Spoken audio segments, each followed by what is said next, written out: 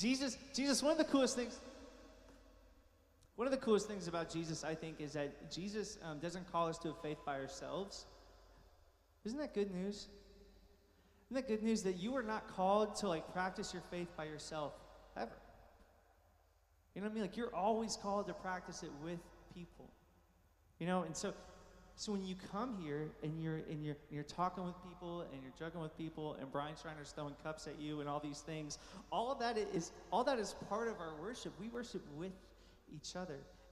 In fact, one of the worst things you could do when you come in here is just come in here, sit by yourself, not let anyone talk to you, and then leave as soon as it's over, right? And never interact with anyone. That's not what we see as a picture of worship. Does that make sense, church?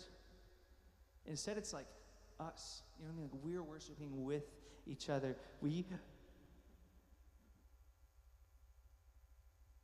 just look at your neighbor and say, with me? Yeah. And look at your other neighbor and say, with you. Yeah. In fact, Jesus on the night that he's betrayed, he's sitting around and he's having a meal with his best friends. He's having a meal with his best friends. He could be anywhere doing anything, but instead he chooses to sit and have a meal with his best friends. And you can imagine the sort of atmosphere, right? Like they are with each other. Like they've been with each other for 3 years now straight. There are inside jokes. There are all those things. And Jesus, in a moment, he takes that moment of friendship and gives it so much depth. He lifts up the bread and he breaks it. And he says, friends, this is my body broken for you. Take and eat. And we can do that now, church.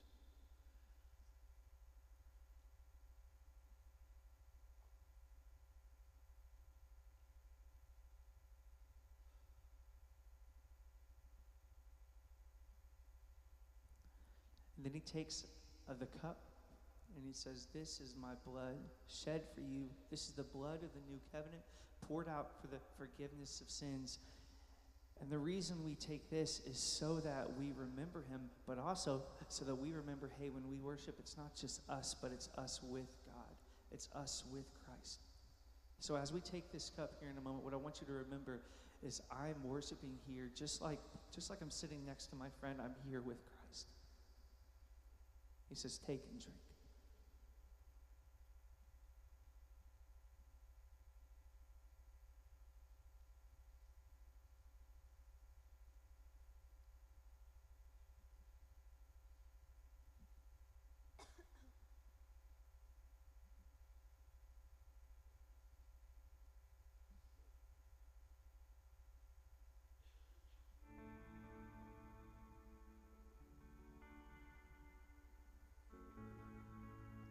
Church, let's just sing this whole chorus. We don't have the words for it. I didn't plan this. What a friend we have in Jesus. Griefs to bear. We don't remember the words. Yeah, sing it out, Ben. Everything to God in prayer. Oh, what peace we often forfeit. Oh, what peace we often forfeit. Oh, what needless pain we bear. All because we do not carry everything to God in prayer. Church, why don't you just take a moment and just do that? Right? Remember, Jesus is your friend. Why don't you take a moment and just carry everything to him?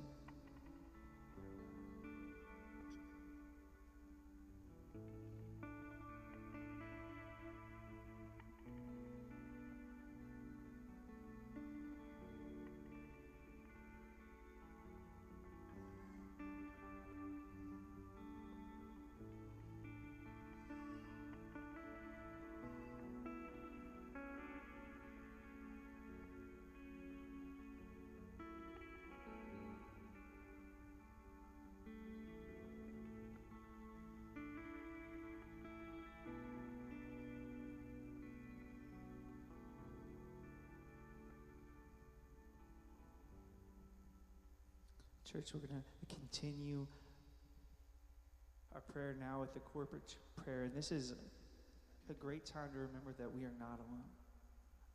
We're not alone. And so I'll read the section marked Pastor. And then, church, if you'll just pray with your heart and with your voices, just as much gusto as you can, the section marked All. Father, you commanded us to remember the Sabbath day and to keep it holy. In your love, you gave us a day of rest for our refreshment so that we would be fed from your word. Worship as your people, be nourished through your sacraments, call upon your name, and take up offerings for those in need. But not only that, you give us on this day a window into the eternal Sabbath rest that is our hope in Christ. Now together. Forgive us for treating as a burden what you gave as a gift. Forgive us for neglecting foretastes of heavenly glory for things that quickly fade. Forgive us for not resting from our works and trusting in yours. We are prone to wander and we feel it. Bind our wandering hearts to your steadfast one by your Spirit and through Christ Jesus our Lord. Amen, church. Why don't you take just a moment and reflect upon those words.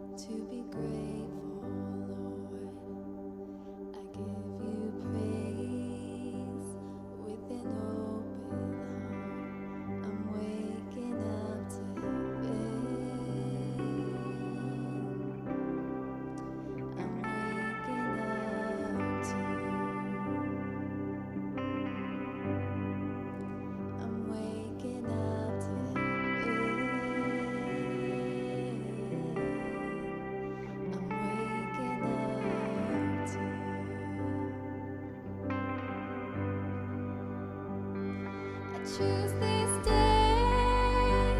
to be grateful, Lord.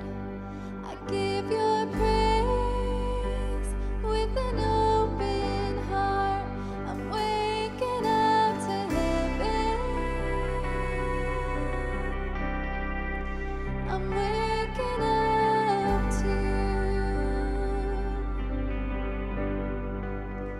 Waking up to heaven.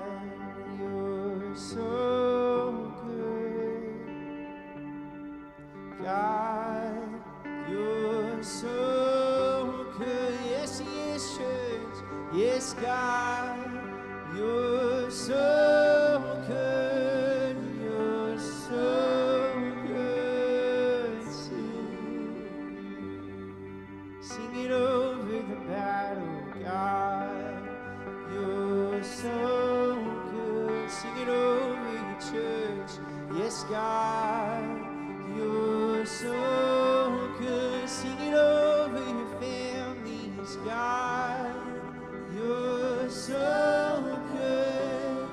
You're so good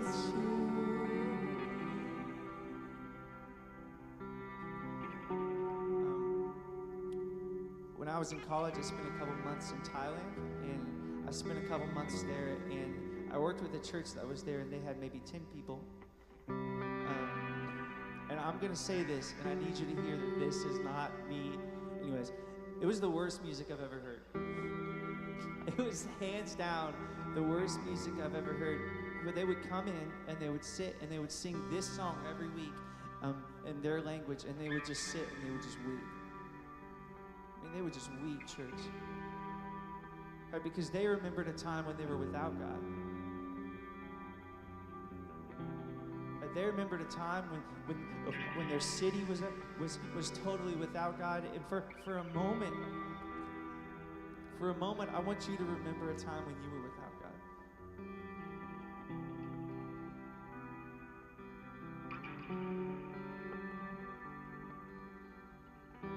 Let's just sing the simple chorus again. God, you're so good. Yes, and God, you're so good.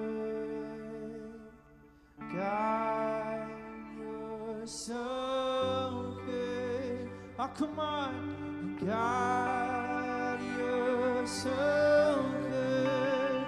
You're so good too. One more time, church, with courage. Come on. Yes, God, you're so good. I'll sing it out. Yes, and God.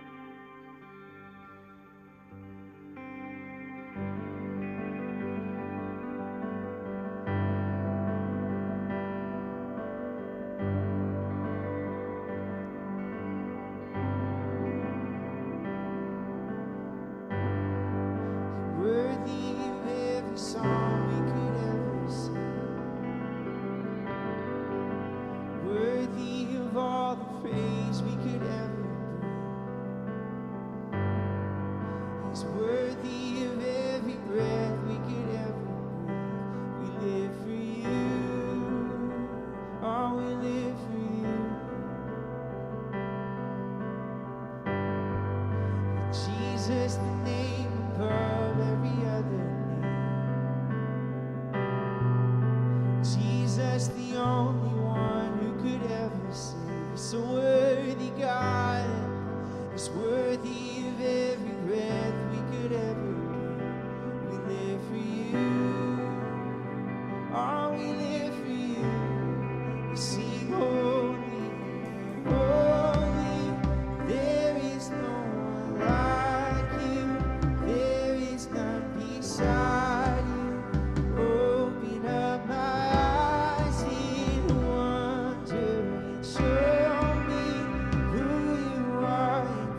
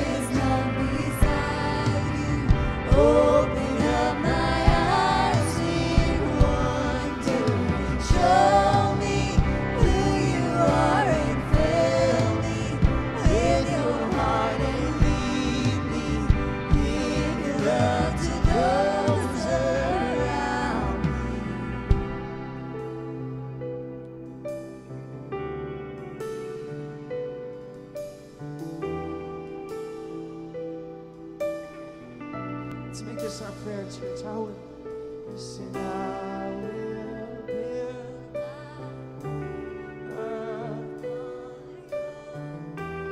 it is a firm foundation, and my trust in you alone, and I will not be shaken. I will build my life upon your love. It is a firm foundation, and I will put my trust in you alone, and I will not be shaken. Holy, there is no one like you. Oh, there is none beside you. Open up my eyes, lead one. Won't you show me who you are, and fill me with your heart, and lead me in love to those around. Oh, sing holy, holy, there is no one like you. There is none beside you. Open up my eyes in wonder. Show me who you are, and fill me with your heart, and lead me in love to those.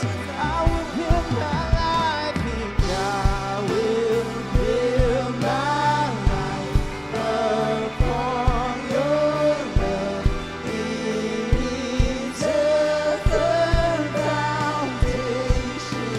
I will put my trust in you alone, and I will not be shaken.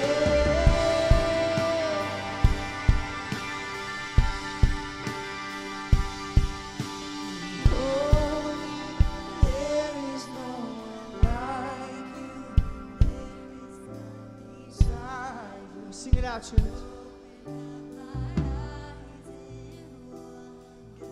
Show me who you are,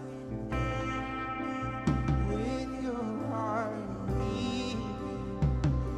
You love to those around me, and I will upon your.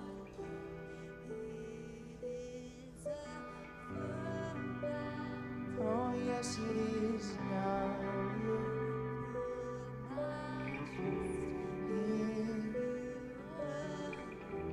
And I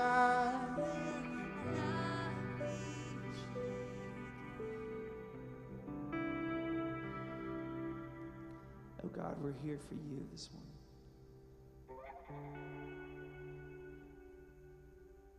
God, we're here for you and you alone this morning. God, will you move in our hearts?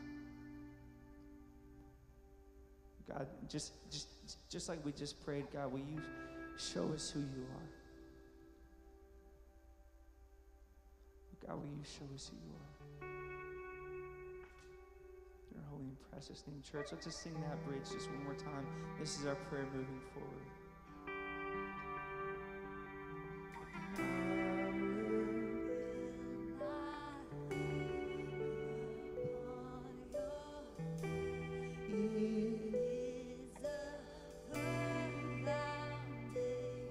Yes, and I in you alone, and I will not be shaken. Amen, church. You may take your seat.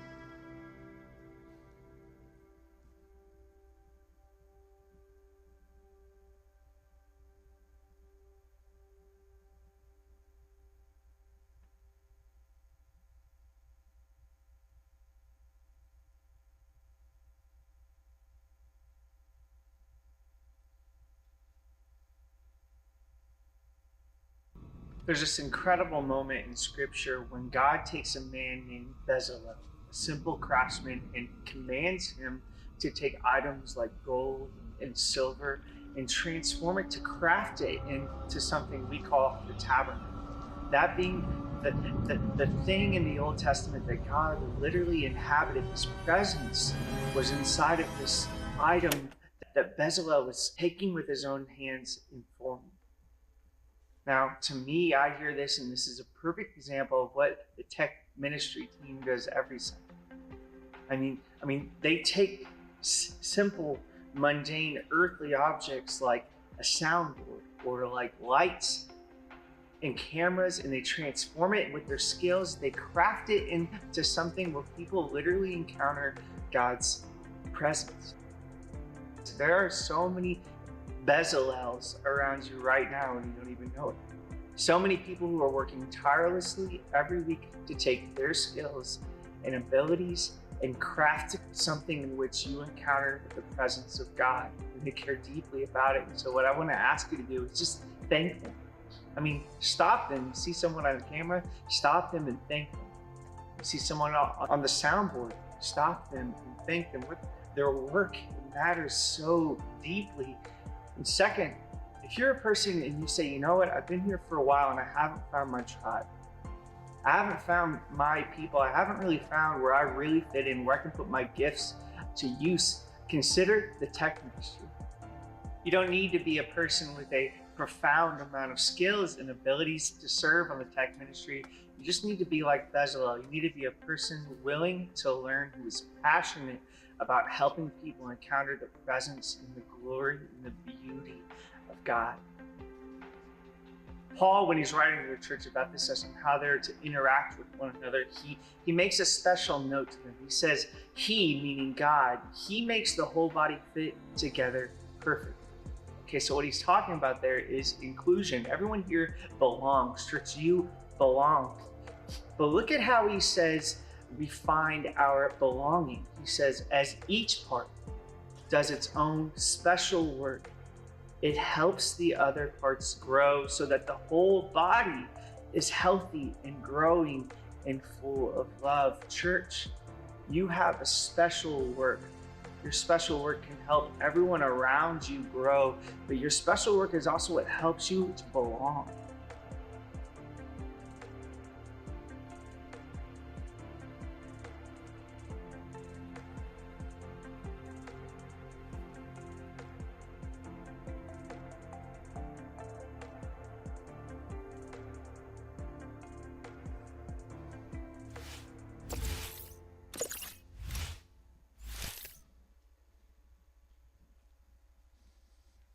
Hey, good morning, everybody.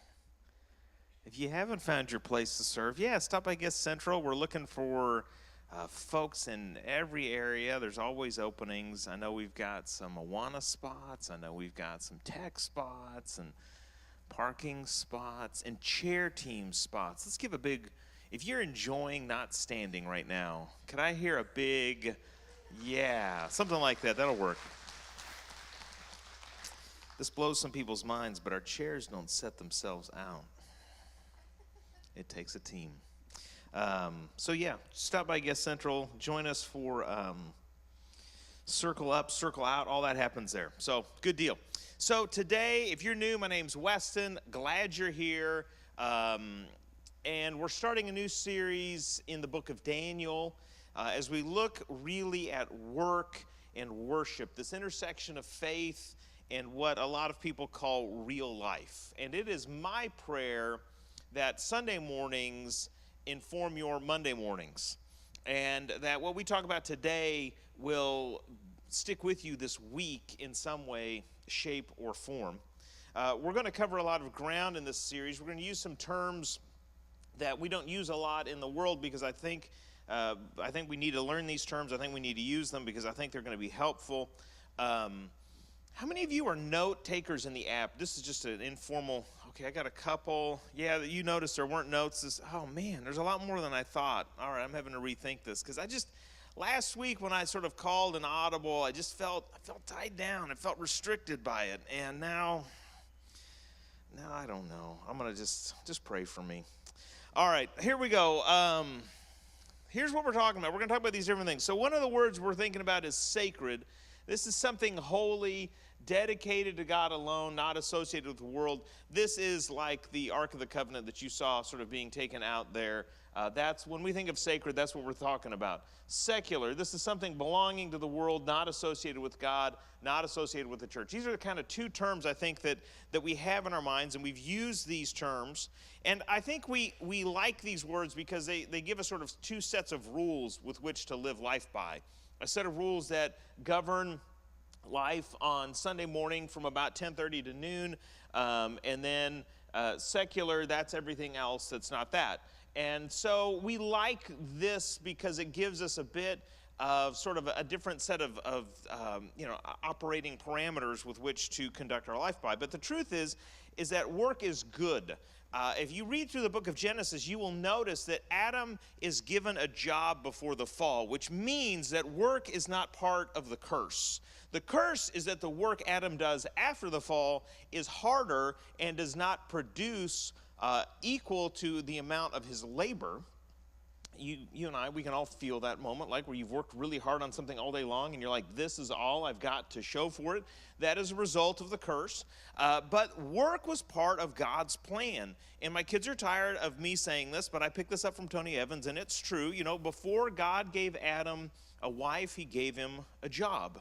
And I think that's just good life advice, okay? Just hang on to that. Just sort of internalize that. Make that part of your mantra. If you're a young person looking to get married, just say, before God gave Adam a wife, he gave him a job.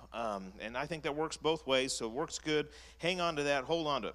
So how does this all work? What are we looking at? What we're trying to do is see work as worship. The 9 to 5 to be something that is actually divine, that is something that is actually sacred. So here's our theme verse for this. I know it's long, but I think this would be really good for us to sort of internalize and memorize. So let's try saying it together. Work willingly. Hold on. Let's try it again, but do it willingly, okay? Like it says. All right. Work willingly at whatever you do as though you were working for the Lord rather than for people. Remember that the Lord will give you an inheritance as your reward, and that the master you are serving is Christ. If you just were to memorize this and like really live it out, it would be a game changer. It really would. If you were to really go in tomorrow to work, to school, whatever you find yourself doing, and you worked willingly at it, that's key, as though you were working for God, and that you were doing it out of gratitude for this inheritance, and that the master, the boss you were serving is Christ, it would change your attitude. It would change the way you think about work. It would change the energy that you bring to work. It would change the excellence that you want for in your work, because you would start to see work as worship. And wouldn't that be amazing for people to say, man, you know what? I would love to hire more people that follow Jesus because they work diligently hard and with excellence. Man, that's, I think, what Paul's getting at here. He wants us to be people that view work as worship. But there's a question, I think, that is out there in a lot of people's minds, and this might be your question, is like, does it actually work this way? Like, if I were to view work as worship, if I were to, follow the principles of Jesus inside of the shop, the boardroom, the business room, wherever you find yourself, would it work well? And that's why we're looking at the book of Daniel, because Daniel has an entirely secular job. And we find him and his buddies, Shadrach, Meshach, and Abednego. They are all people who are working in the world. And yet we're going to see as we go through this series that the principles of faithfulness are principles of excellence that work really well. And you might really hate your boss. But I will bet this, that your boss has not done a few things. One, your boss has probably not invited you to bow down to a golden statue of him or her. Probably hasn't said, hey, today we're all going to bow down to a statue of me because it's such an awesome statue and I'm such an awesome person.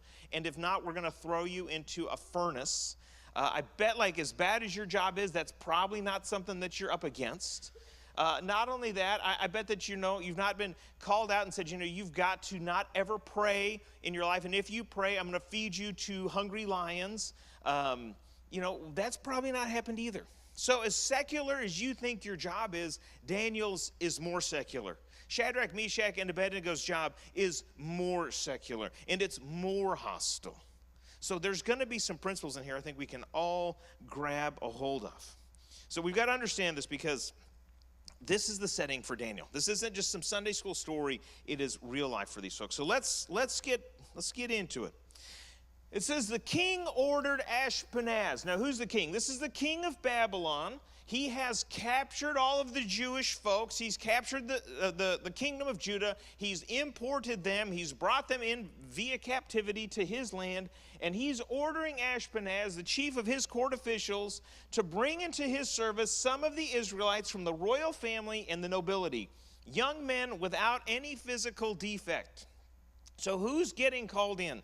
Of these captives, the king has said, hey, listen, why don't we get the very best? Let's get the most attractive. Let's get the most connected. Let's get the folks who are used to dealing with good resources. Let's bring them in. And here's what we're going to do. If they're handsome, if they show aptitude for every kind of learning, if they're well-informed, quick to understand, qualified to serve in the king's palace, we're going to teach them the language and literature of the Babylonians.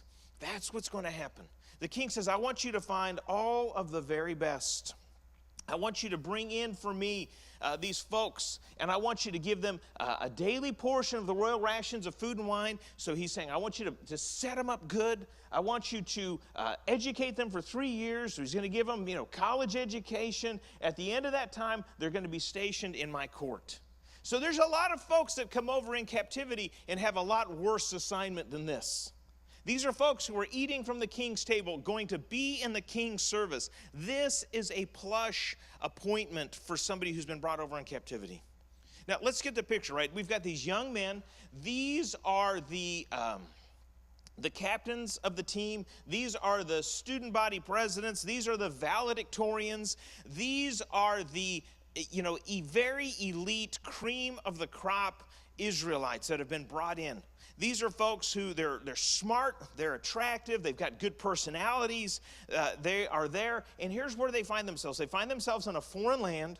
They don't know their boss. They don't know their neighbors. It's like if you had been, plucked up from Bowling Green and taken to New York City. This is what's happened. And so now you've got all these young men who are talented, capable, and you got to ask yourself this question. How faithful would you find yourself in this place? How faithful would you be in a place where nobody knows your name? Where people don't know who you are? They've got a different standard for living. Where they look at you and they go, man, you're an attractive guy. You've got, you're successful. You're going to be positioned in the king's court. What kind of life choices would you make in these moments and in these places? Here's the thing. There's a lot of passes in life to compromise. There are a lot of passes in life to compromise. You may or may not believe me, but here's what I know is that the world gives a pass to talented people with success. How do I know that? Well, let's just imagine a few scenarios, right? You've got a guy who is, your star player. He's your star player on your team, on your basketball team. And he fouls out and he comes over to the sideline and he kicks over 3 or 4 chairs and he knocks something over and bumps into somebody. What's going to happen? You got all the little team managers going to come out. They're going to clean things up and he's just going to go sit back down, and that's how it's going to be. But imagine being the 3rd string player doing the same type of thing. What's going to happen? The coach is going to take you out later and say, hey, listen, that better not happen again. If it does, you're off the team. What's the difference? It's the talent. It's the success. The world gives a pass, a compromise for those who are successful. If you're successful, you can get away with things. If you're anonymous, you can get away with things. Just look at the internet, right? People say things to others. They post things online. Why? Because nobody knows who they are. Good luck finding Darkstar 74, 9. You're not going to find that person. Okay? You wouldn't say the things that you post online to somebody's face, but man, if it's anonymous, man, I get a pass to do whatever I want, to say whatever I want, to look at whatever I want. The world gives a lot of passes to compromise. Success, anonymity, wealth. You know, there is a whole different scenario. Good luck trying to navigate the legal system. Why is it that folks who can afford, nationally renowned attorneys get shorter sentences and, better judgments in their favor? It's because of money, okay? Wealth, it buys us a whole lot of things in life. We don't want to talk too much about it, right? Because it makes us uncomfortable. But race, the same type of thing, right? Statistically, white folks, that's, as I look around, that's most of us here, I see. There's a pass within our legal system that gets us things. That's not right, but it's there. The world gives a lot of passes for people. Successful, anonymous, the right race, you look the right way. Wealth, beauty, a lot of things get us a pass in life. And perhaps you found yourself in one of these scenarios where your particular talent or your particular success or your particular race or your resources or your connections have provided for you a pass to compromise. Maybe it's a travel schedule that gives you a dose of anonymity. Whatever it is, you found yourself in this moment and you go, you know what, I've got an opportunity. I have a pass to compromise. If so, then you probably can relate to Daniel. But here's the thing with Daniel and his friends. They don't have one of these passes. They've got like all of these passes. They've got all of these passes to compromise. And we're going to focus on these four guys. But here's the truth. There's a lot more than the four. Why is it that we only know about these four? Is it because these are the only four that were faithful of all of the guys from Judah that had been brought into the king's service? Is that possible? Absolutely. Maybe these were the only four who said, you know what? I'm not going to compromise.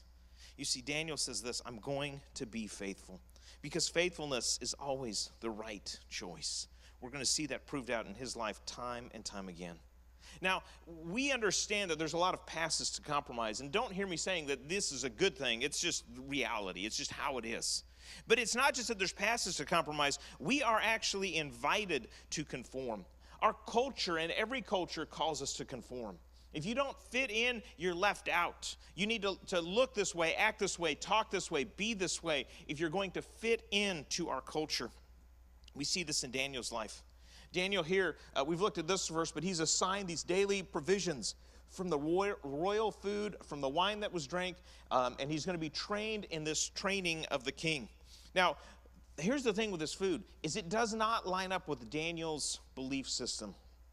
I know for us, we don't have a lot of ethical problems with food. I mean, some folks, I know you're vegan, you're really troubled about the plight of factory-raised chickens or whatever, and my heart goes out to them, but until, we figured out, I'm still at KFC. I'm sorry, it's just me. I just choose not to think about it. I'm not saying that's right, it's just who I am. It's that pass to compromise. Ignorance is bliss. But here for Daniel, he's got some real spiritual problems with this food. Because, they're serving pork, or they're serving shellfish, or they're serving cheeseburgers. All of these things are not kosher. And for Daniel to say, I'm going to eat this, means that he is going to deny God's plan for his life. He said, God has said, listen, I need you to keep yourself holy for these reasons. We're not going to get into why that is. It just is the way that it is in Daniel's time. Thank goodness we live in the new covenant, amen? So Daniel, though, however, finds himself in this place where to deny these food, restrictions would be to deny his faith. And yet here he is. You got Daniel and his friends are there. And yet all the other Israelites are what? They're lined up at the buffet. They go, well, when in Babylon, do as the Babylonians. It's not just food, though. Notice this. It says, among them from the Judahites were Daniel, Hananiah, Mishael, and Azariah. The chief eunuch gave them names. He gave the name Belteshazzar to Daniel, Shadrach to Hananiah, Meshach to Mishael, and Abednego to Azariah. I'm not sure that those were an upgrade, but they got new names. Now, what is the deal with this? They're saying, man, listen, you're in a new place. Let's get rid of these old names. You're a new person now. You're one of us. The names for these three friends here down here, it's kind of fuzzy what those mean, but Daniel's name is actually pretty clear. Daniel's name in Hebrew means God is my judge. But in the Babylonian language, this name, Belteshazzar, means Bel. That's the god of the Babylonians. Bel protects my life. Do you see the significance of this? Daniel's name in Hebrew says, God is my judge. This one says there's a foreign name. This is not Yahweh, but Bel, the god Bel. He protects my life. Daniel's been given a whole new name, a very pagan name. And they're saying, this is who you're going to be now. God isn't judging you anymore. You're now under the protection of Bel. This is where Daniel finds himself. In this place where his identity is challenged, his ethics are challenged, his standards are challenged. And I don't have to say this to you, but I'm sure that you've been in places, whether it's school or the workplace, where there is something in your life, some standard that you have that's challenged. Maybe it's language. Maybe it's the way that you, how honest you are. Maybe it's the jokes you tell. Maybe it's the videos and the other things you pass around and watch. Maybe it's the quality of your work. Maybe it's the way you use your time. Maybe it's the way that you conform to that culture because you are in that secular place. And you go, these are just the rules. In this place, my name is Belteshazzar. On Sunday morning, it's Daniel. I understand. It seems that we are, again, forced to conform in so many places. I mean, I've talked to a lot of folks who work in a lot of different places. I've heard people say, it's not just enough to work hard. We've also got to sort of kind of, mess with these numbers and kind of present things in a way that's not, it's not dishonest, but it's not, super clear. I hear that. I hear from folks, hey, listen, it's not just enough to kind of work hard. If you want to get ahead, you've got to schmooze. And sometimes that involves some things that, I'm not super comfortable with, but that's just the name of the game. I heard this. I hear these things. I hear these things from people who say, you know what, where I'm working, there's kind of code in the shop that, it's like, hey, take it easy. If you work too hard, you make the rest of us look bad. That's the world in which we live. That's a culture in a business and a workplace calling people to conformity. Daniel's in this spot. He's given a new diet. He's given a new name. And here's a great opportunity for him to say, you know what? I guess I am where I am. But he says, you know what? You can change my name, but you've not changed who I am. You've not changed my identity. You've not changed what's important to me. Church, if we want to embrace this and choose faithfulness like Daniel does, we've got to do a few things. We've got to realize that we've got to define our commitments. That's the thing I find so impressive about Daniel, is he knows who he is. He knows what's important to him. He comes into this and he says, all right, I understand that there's this new game and there's some new rules, but there's some places I will not compromise. There are some commitments I will not break. He's not going to allow this new job to change him. He's not going to allow a difference in geography or anonymity or success or his looks or any of these things. He's not going to allow any of that to give him a pass to compromise. He doesn't want it. He doesn't want to go there. He wants to remain committed. And the question for all of us is, what about us? Are we going to be the kind of people who are defined by our commitments? Are we going to be faithful to those commitments? Once we do that, we've got to then trust God's care. If we say, all right, God, this is what you're calling me to do, this is who you're calling me to be, this is what you've asked me to do, I'm going to trust that if I live life your way, God, that you're going to take care of me. That's ultimately, we're going to see that play out in the life of Daniel and his friends constantly.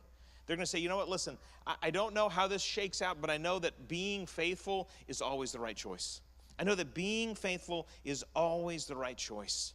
And I'll tell you, that's true in our relationship with God and really in every relationship, in every workplace. I started thinking about faithfulness coming out of that Artisan Soul series. I started thinking about all the people who are really excellent and good at stuff. And we talked about that week we looked at craft. Excellence is not an accident. It comes through faithful practice and working hard. That's what happens. Faithfulness produces excellence. It produces it in our relationship. It produces it in our work. And Daniel says, you know what? We're just going to be faithful. We're going to be committed to God. We're going to be committed to working hard. We're going to do what God's called us to do because that's the kind of life I want to live. Daniel says, man, I've charted my course and I'm going to pursue it. Now, here's the thing I love about Daniel and his friends. They understand that this does not mean success. Time and time again, they're going to say, hey, listen, you know what? I don't know how this shakes out, but I know this is what I have to do. And there might be an opportunity in here where, God could deliver me, and maybe he does, maybe he doesn't, but I know that I'm going to be faithful to him. What's the point? The point is this, is that as we commit to being faithful, as we hone in on our commitments and we trust God's care, what we can end up doing at the end of the day is saying, you know what, I've lived the kind of life I want to live, and we can finish out the day and say, you know what, I've got no regrets for how I've acted, for what I've said. Daniel's committed to this. He's committed, and he believes that God's way is the best way. So he's going to test it out. Here we see it says, but Daniel resolved. I love this word. He is settled. He is committed. Daniel is resolved not to defile himself with the royal food and wine. And so what does he do? He asks the chief official for permission not to defile himself in this way. You get the sense that it's kind of a conversation. As a matter of fact, it's a test. Daniel said to the guard whom the chief official had appointed over him, he said, please test your servants for 10 days. Give us nothing but vegetables to eat and water to drink. And then compare. Compare our appearance with that of the young men who eat the royal food, and treat your servants in accordance with what you see. Daniel says, listen, I believe that God's way is the best way. And I believe that if I live my life and I conduct myself and treat my body in this way and I treat my soul in this way, I believe that in 10 days you're going to look at me and you're going to say, man, you look better, you're acting better, you're feeling better than you did before. And I'll tell you, Daniel is committed to this. He's saying, listen, this is the commitment. I trust God's care, and I'm willing to enter into conversation with you, Mr. Chief Official. I'm going to allow you to look at this and say, hey, you know what? It worked. Here's the problem I think we have as Christians, and I really want you to hear this. We live in a time and a place, and I think we're coming out of this, where we've looked at what God has said in the Bible, and we've said, well, it's true because it's in the Bible. I think the opposite is actually true. It's in the Bible because it's true. Do you see the difference in that? If we're going, well, it's true because it's in the Bible. What if instead we had this attitude like Daniel and said, well, no, it's in the Bible because it's true. God has asked us to do this because it is the best way. I'm not choosing to do this just because it's printed in this book. I just know that it's printed in this book because it is the best way for me to live. And so I'm going to choose faithfulness. That's what Daniel does. Not only that, but he works positively to shape his culture. That's the other thing I love about Daniel and his friends. They are actually working with these folks. We're going to see later that Daniel, he's actually going to save the lives of these people. They understand that their work is their witness. Friends, God's excellence is noticed in their lives by people who don't know the name of God. Daniel's life is exceptional, and he's going to work for the good of this Babylonian king, for this pagan kingdom. He's going to do his best. He's going to excel as a manager, as a leader. Why? Because he knows who he is. He's trusting God's care, and he's going to work positively to shape the culture and the workplace in which he lives. Finally, I love this. It's just, he keeps things simple. He keeps things simple. We live in a time of nuance, and there's a lot of things that are nuanced. I totally know that, and I get that. But often we love to add qualifiers to things, disclaimers. Anytime you start a sentence with something like, well, it's not stealing technically if, or I technically didn't lie. Anytime you use that word technically, it means you did. That's just reality. We get into this place where we like to sort of disclaim things and say, well, that could have been worse, or could have been this or that or that. That's not how God works. He says, hey, I want you to love me. I want you to love your neighbor. I want you to act in love. I want you to act in care and compassion. 10 Commandments, they're pretty clear too, right? They're like, don't steal. Like, what's that mean? It means don't take something that's not yours, right? Don't lie. Don't murder. That one's kind of clear, right? You can't like half murder somebody. But it's like, do not do these things. And yet when it comes to our life and we're going to move into this secular society, we're like, well, it's kind of a little different over here. And we start to nuance and humana all over the things. And you know what? If we just keep it simple, we call things what they are, guess what? It's a lot easier. Daniel just boils it down. He says, hey, test us 10 days. You decide. Let's see how it goes. Simple, easy peasy. Daniel knows that the path of least resistance was in fact the safe path, right? It's the easiest path. If Daniel just came in and got in line with the food, had the food, done the program, he would have said, man, that's fine. Listen, that is a time-honored tradition, to take what the king picks, to do what your boss tells you to do, and to challenge nothing. And yet Daniel says, you know what? No, that's not who I am. I've got some commitments. I've got a different way of living, because he understands that there isn't actually a difference between these two things. There isn't a different set of rules for sacred and a different set of rules for the secular. It's the same thing. Here's the thing. These words, sacred and secular, if you look them up, they were actually first used to describe the priesthood. And what's funny is the sacred priest was the priest who lived like in the monastery. The secular priest was the priest who lived in the world. But guess what? They were both priests. They were both God's representative. They were both people who God had sent into a community to communicate his love and his truth. And yet over time we've sort of, lost sight of what that is. But if we want to go back to that original definition, guess what? That works. We're all in that effect then, I guess, secular priests, right?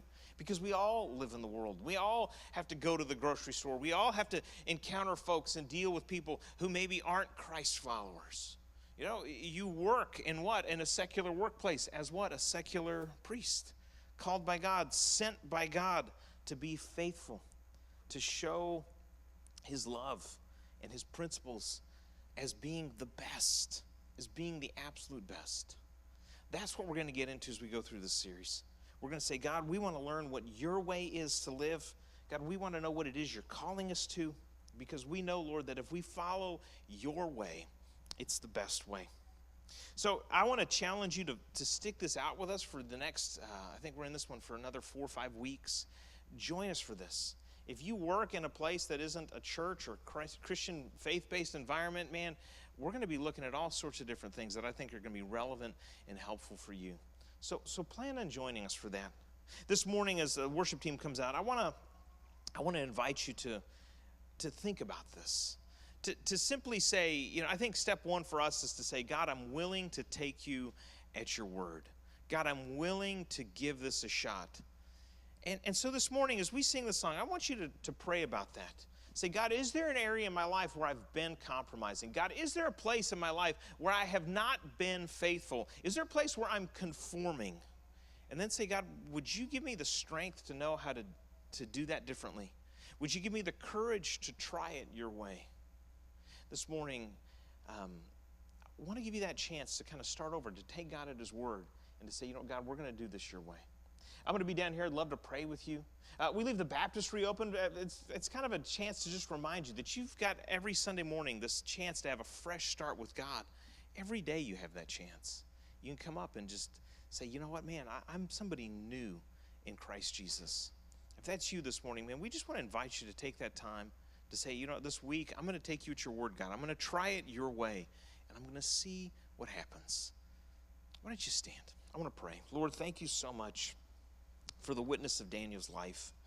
God, thank you for the witness of Shadrach, Meshach, and Abednego, God. In some ways, Lord, it's a shame these stories have become so familiar because we've viewed them as children's stories. It's something that we tell kids, but God, they are so relevant for anybody, for all of us, God, who live in the real world. And so, God, for all my brothers and sisters who are here who don't work in a faith-based place, God, I know that the challenge is in many ways even harder. And so, Lord, I pray that you'd give them the strength and the courage to be faithful the way that Daniel was. We ask this in your name, Jesus. Amen.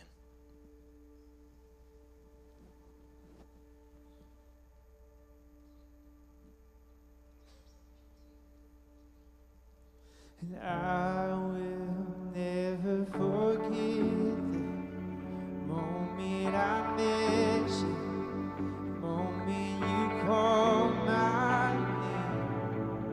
You pulled me out of the darkness, gave me a promise to never thirst again. And all that I ever want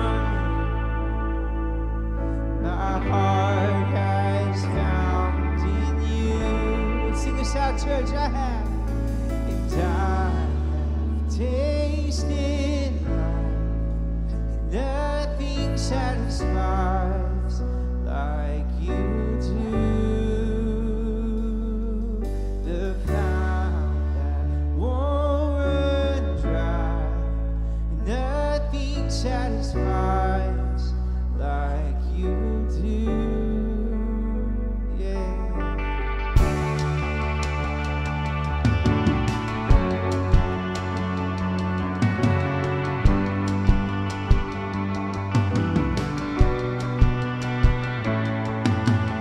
I want all that you offer.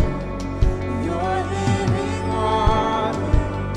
Drink from the endless well. And I will sit at your table, forever grateful, forever where you dwell. All that I ever wanted, my heart has found in you. I have tasted life. Nothing satisfies like you do. The fountain won't run dry. Nothing satisfies like you do. All my fountains are in you. And all my hope is built on your love. And all my fountains are in you. With every breath I live for you, Lord. And all my fountains are in you. All my hope is built on your love. And all my fountains are in you. With every breath I live for you,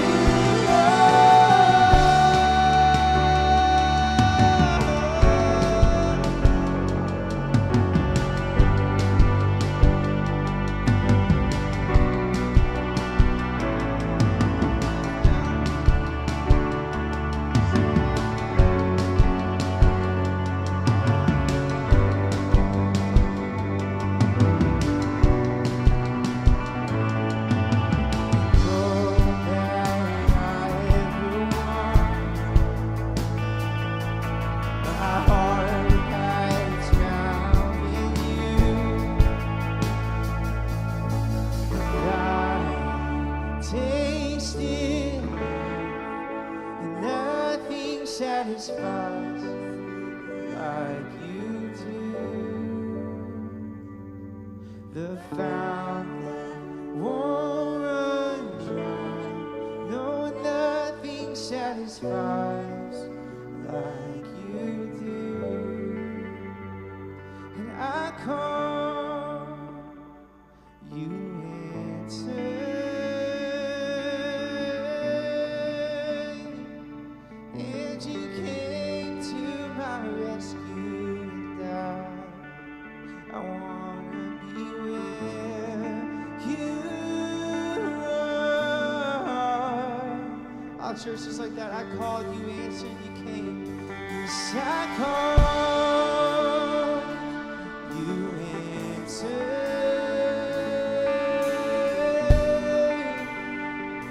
And you came to my rescue, and I wanna be where, I wanna be where you are. Let's just sing that. I call, yes, I call, yes, you answered. And you came to my rescue, and yes, I wanna be where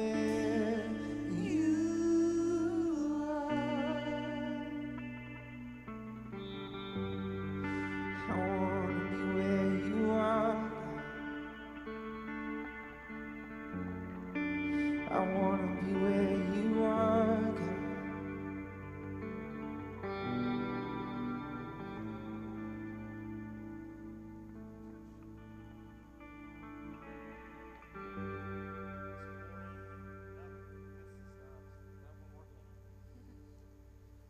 Hey, glad you've been here joining us for worship this morning.